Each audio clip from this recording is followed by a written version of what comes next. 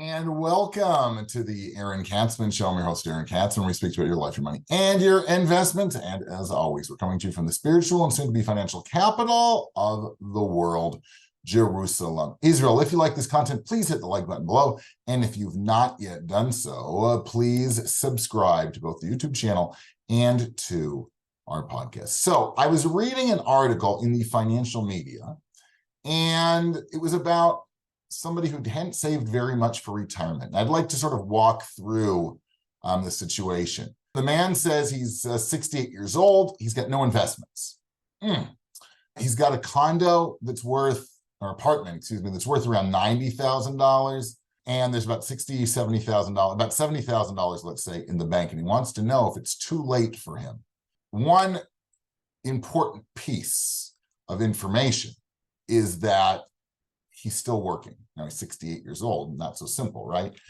You can't say it's too late, right? Too late for what? You got to keep living. You can't always, sometimes the situation is horrific. This is not such a good situation. I'm not gonna sugarcoat things, right? Especially today in the holiday of Hanukkah, where we're eating our donuts, which are always sugar coated with powdered sugar. I'm not going to be that kind to say, oh yeah, hey Dave, your situation is phenomenal. Enjoy your retirement. Because your situation is not so great. But there are some things that can still do, like keep working, right? You indicated that you're still working, whatever that is. You've got to work, and you've got to make sure that whatever you're bringing in is more than you need to live on, meaning you've got to keep adding to that savings, right? You've got 70,000, excuse me, in the bank.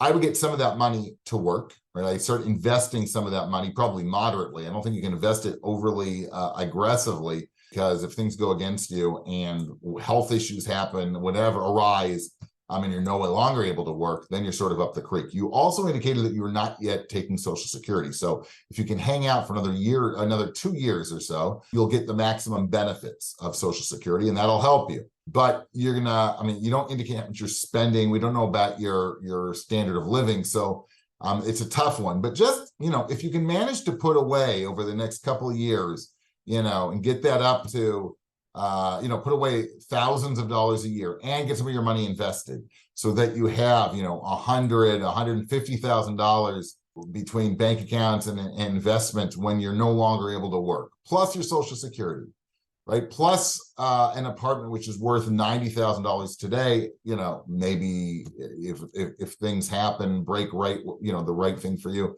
things will go up, it'll increase in value as well. I think you can make it, right, without having to move in with your children.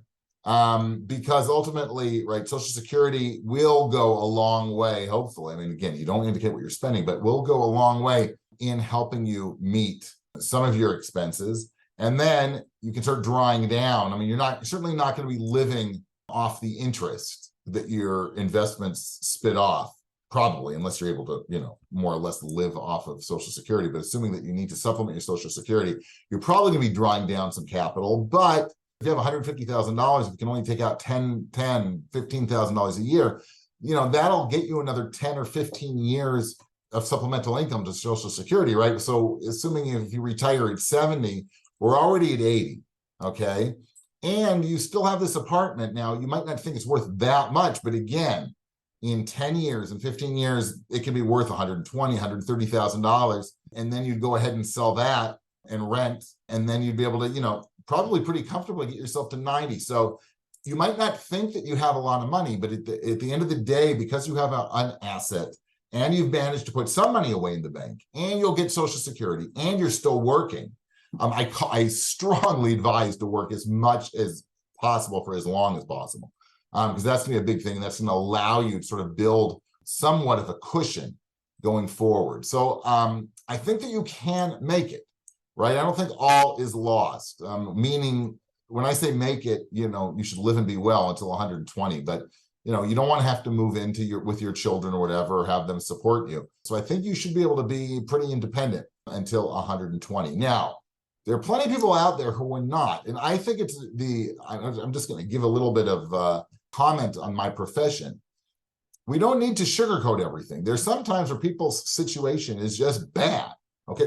We have to try and find a solution for them. But if you've got zero money saved, you're renting, you're 75 years old, you have no income, and your Social Security is a pittance, you're up the creek. Okay, so what should we learn from that? I'm very, very sorry. I don't want to be rude. Right? I'm sorry for those people in that situation. But for those of you who are watching this, who are younger, don't let that happen to you. Take the steps now so that you're not that person.